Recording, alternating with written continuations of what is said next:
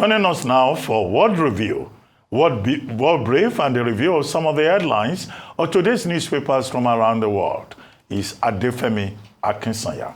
Good morning. Good morning, Dr. Rubin. Good morning, Ayo. Good morning, Adefemi. How are we doing today? Do you guys know what today is? Apart from it being Wednesday. No? Today is actually Beyonce's birthday. And to be honest, I was very, very, very close to letting that dominate the news today, but I thought let me be a serious person and focus on the real international news happening today, unfortunately.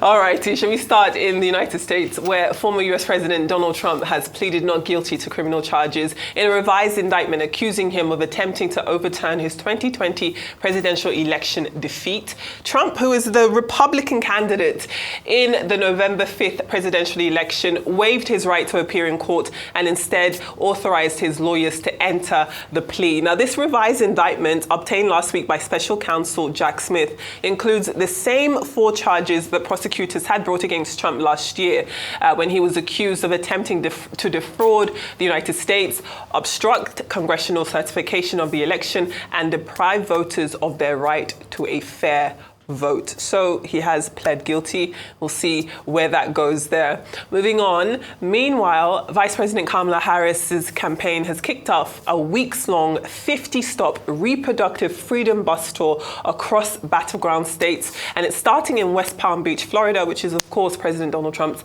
backyard. Started yesterday. And so far, the Harris-Walz campaign already has events scheduled in Arizona, Nevada, Florida, and Georgia for this bus tour, with more stops scheduled throughout the autumn. Now, this election cycle, 7 states, including critical battleground states of Arizona and Nevada, will be voting on abortion-related ballot initiatives in November. So it is quite an interesting time to be looking at reproductive rights in US politics as they head towards the ballot box in November.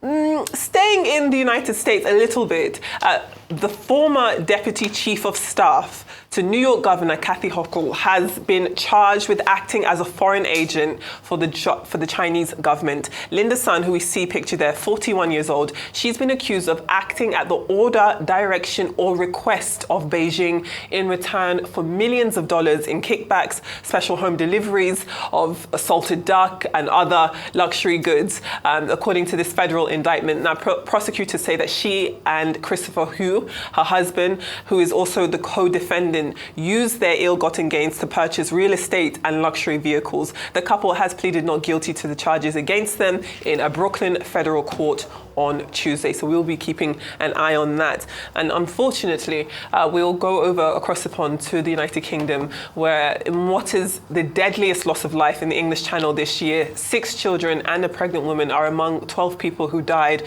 after a boat carrying dozens of migrants sank off the French coast. In total, 10 of the dead people were female, 2 were male. That's according to the local prosecutor's office. More than 50 people, however, were rescued. 2 are said to currently be in a critical condition.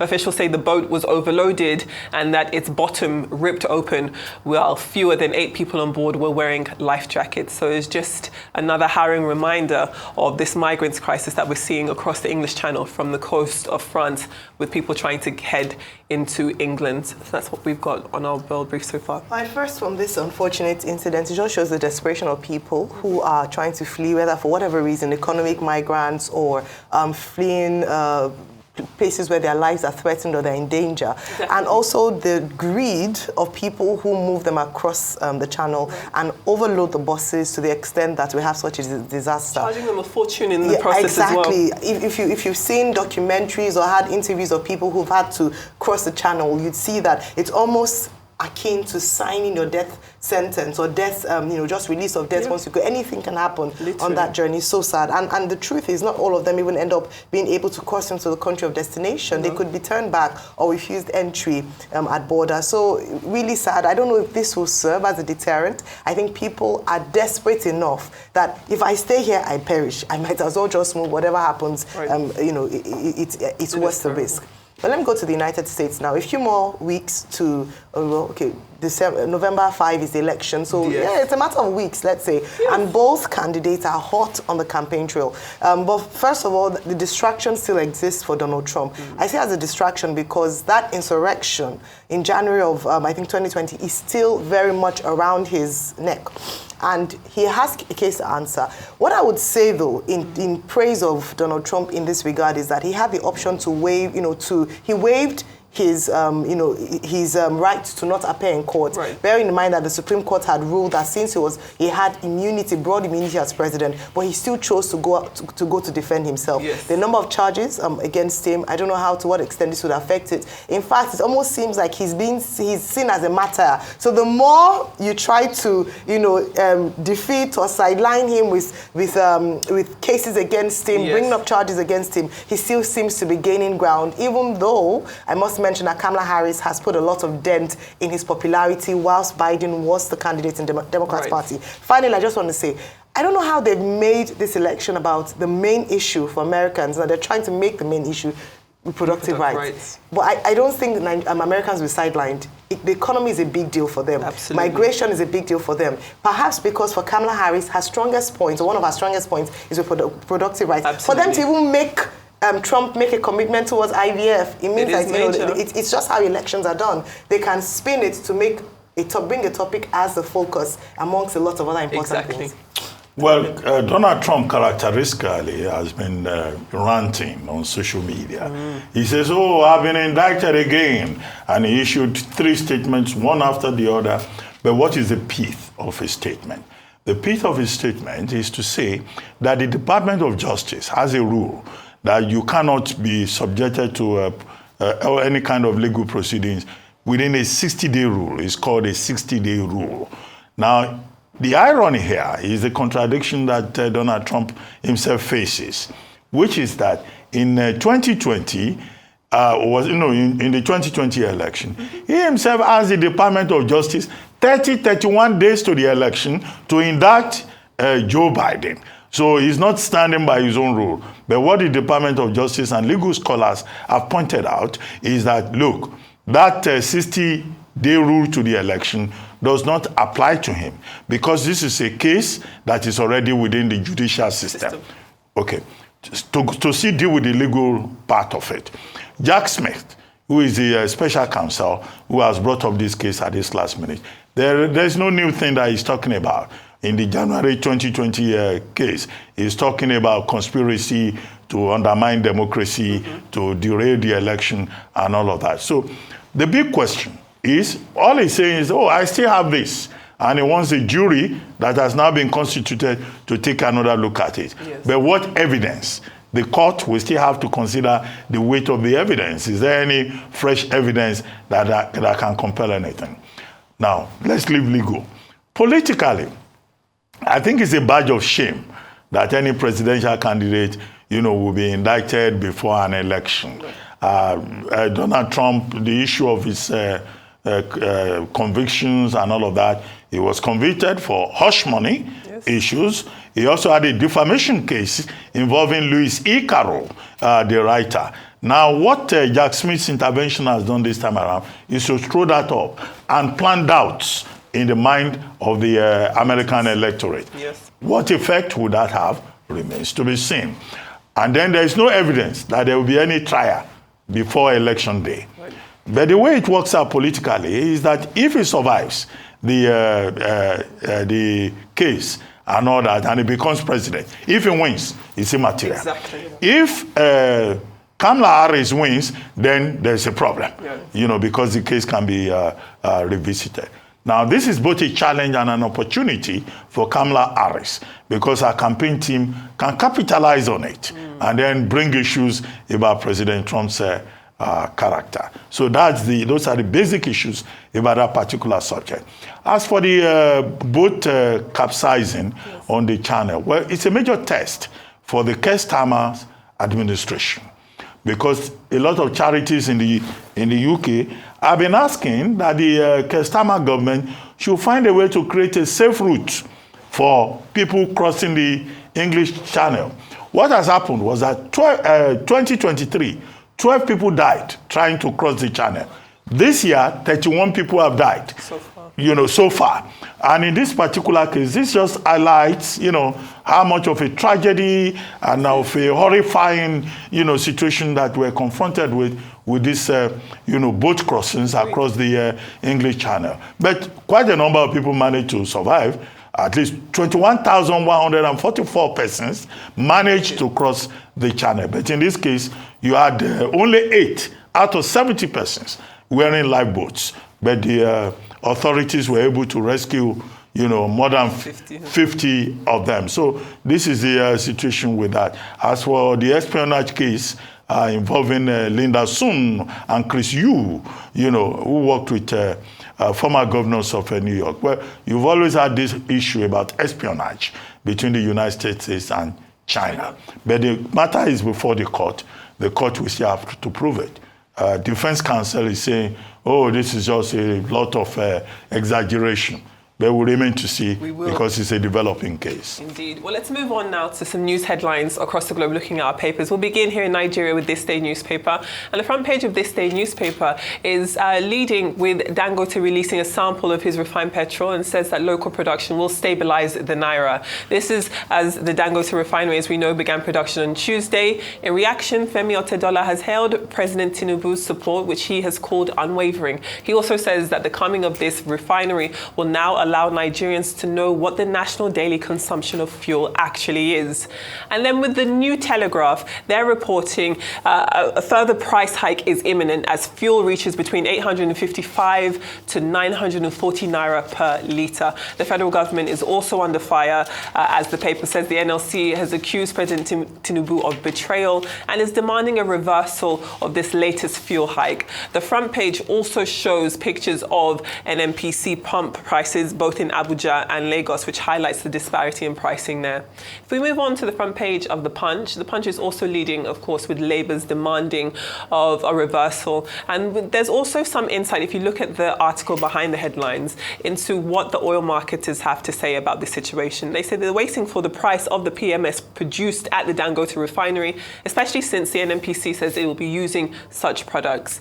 If we move on to The Guardian is pictures the dominant faces in Nigeria's oil industry, with a headline looking at the confusion over this new pump price, as other papers have been reporting. The Guardian also reports that Nigeria is now the world's third most indebted nation to the International Development Association. The IDA is an arm of the World Bank, and its financial statements show that Nigeria's exposure to the IDA rose nearly 14.5% from $14.3 billion in 2023 to $16.5 billion this year, which means that the current administration has accessed $2.2 billion from the World Bank during this aforementioned period. The Daily Trust, in addition to also looking at the NLC calling for a reversal on the price hike, the paper is also reporting on a court warrant being issued for the Britain, amongst others, for their alleged illegal involvement in the #EndBadGovernance protest last month. Let's move on to some African papers now, and the Daily Nation in Kenya is reporting on the rejection of the Teachers Back to Work deal. Now, there had been accusations of intimidation, threats, denial of cash, as some of the tactics the government and the Teachers Service Commission had employed to persuade the Kenya Union of Primary Teachers to call off their strike, which they are still wanting to continue, despite the fact that they feel as though they've gotten a bad deal so far. If we move on to the Daily Monitor of Uganda, it's reporting that the country's main opposition leader, Bobi Wine, who emerged as the most formidable opponent of veteran President Yoweri Museveni, has been shot in the leg by security agents in a northern suburb of the capital, Kampala. That's according to his party. Now, the police said officers had attempted to block Bobi Wine and his team from marching down a road, which resulted in an altercation in which he was injured. An investigation has been started to clarify the facts, the police say in a statement on X. And there's also on the front page of the paper mention of the long distance athlete Rebecca Cheptegei, who ran in the Paris Olympics just last month, who was fighting for her life in hospital after she and I believe her boyfriend were allegedly doused in petrol and set alight in Kenya. The Daily Graphic of Ghana, though, is reporting that the Speaker of the House, Alban Babkin, has expressed concerns that members of the House frequently invoking Article 112, Section 3, which recalls Parliament within a session, that they should stop doing that because they believe that it could disrupt planned legislative annual budget work and drain national resources, as well as affecting the overall productivity of Parliament in the country. He's called it abuse. And then lastly, we'll just take one international paper. The Mirror UK is reporting that a 14-year-old boy has been held over the killing of a frail 80-year-old grandfather who was attacked just 30 seconds away from his home after he'd been walking a dog. He died from his injuries, and a 14-year-old boy has been held in conjunction with that attack. All right, let me start off with the Ugandan Olympic athlete. It was actually her boyfriend that set her ablaze. So they were said to have been seen, eyewitnesses said they were arguing, and then before they knew it, he poured liquid on her and then set her on fire. Now she's dealing with about 75% of her body. It is horrible. Yeah. And unfortunately, this isn't the only incident that's happened.